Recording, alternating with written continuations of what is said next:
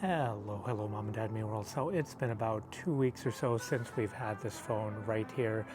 This is the iPhone 16 Pro Max, and for the first week or so we actually tested the battery life in this being a Wi-Fi hotspot, as our home internet was down for about 1 week. So this had been a Wi-Fi hotspot for about 8 to 10 hours a day, and it still kept going on one charge per day during that week. But as we transition and progress on to the second week, we actually got to test out more of the cameras with this particular phone right here in, again, the 16 Pro Max. So I watch many YouTube videos as you are watching me right now. And one of the YouTubers who I do watch is a gentleman named Tyler Stallman. I absolutely love his channel, professional photographer, professional videographer, and he had some tips here. And one of those tips was, with the camera control button, and that is right here. And with this camera control button, what we're actually going to do is press it to get into the camera, and then what we're going to do is we're going to press it again to take the picture.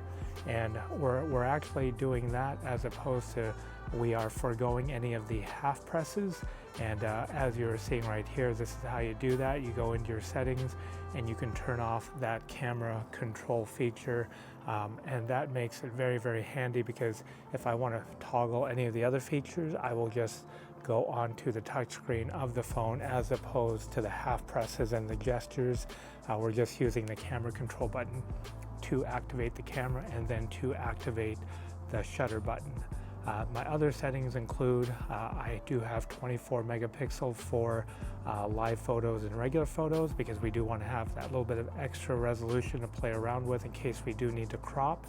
And then the other thing is I am using RAW, and I'm using the JPEG XL and lossy, so still gives you that editable capability with that raw photo, but yet it is about 1/4 the size of that regular raw file before that JPEG XL lossy format. So I find that very helpful.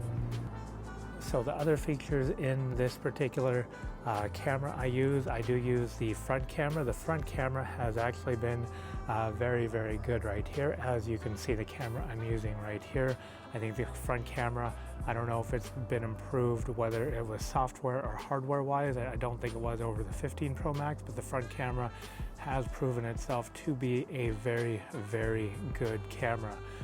The other camera I use quite often is the ultra-wide camera on the back, and with the ultra-wide camera I do find that if you do need that 13mm ultra-wide equivalent, you are getting quite a big frame in a nice tight space.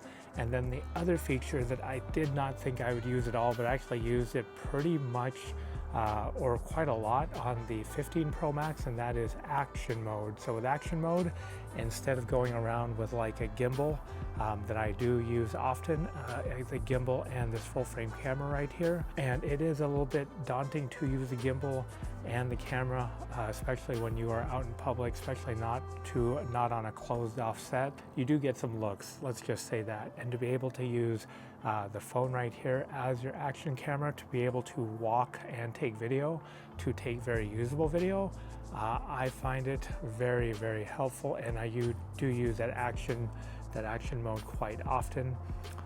So will you get better video from this camera along with a gimbal? Yes, absolutely. So with the action camera, you do need some good light. It will not work in dim light, and then it takes that 4K image and then crops it down to 2.7K. So still a very good image, but it is not a full 4K image. And then the other thing that I found very helpful is the 4K 120 frames per second. Not even this Sony a7 IV I'm using right here that I'm recording myself with can do 4K 120.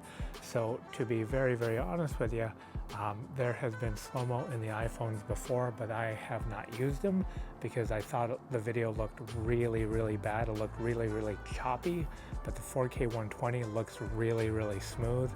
Videos that I'm used to seeing from the camera, and I just find that 4K 120 it really is very good, very usable video, and I will definitely be using that in the future. But in the times I have used it, it looks crispy sharp.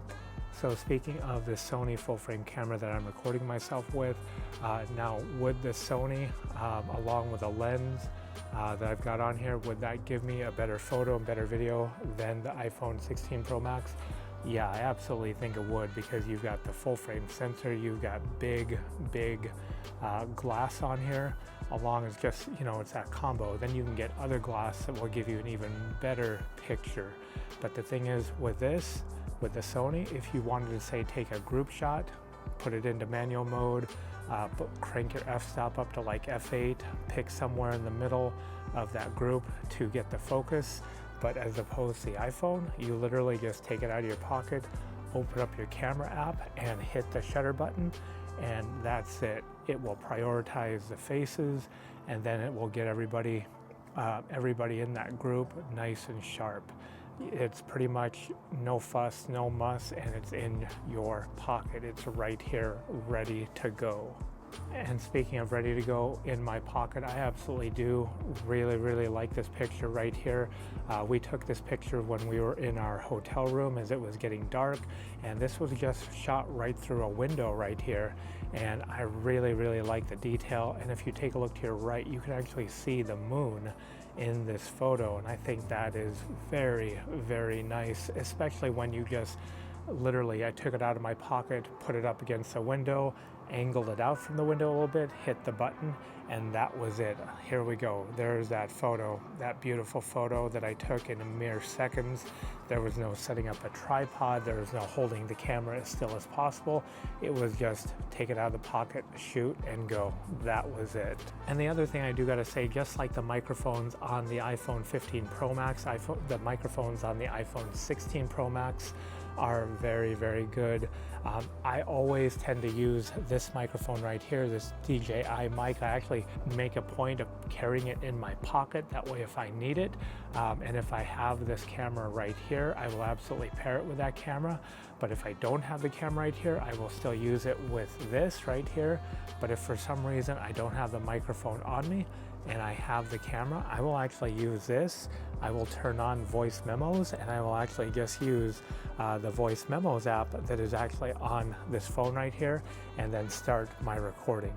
And overall, with the 16 Pro Max, just like the iPhone 15 Pro Max, I will absolutely go to this camera whenever I do not have the Sony a7 IV right here that I primarily shoot with.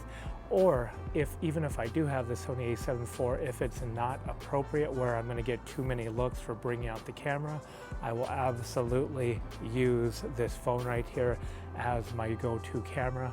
And it has just been absolutely phenomenal. I've already done that. We've already been out and about. We've gone to some restaurants, tried some really good, really amazing food.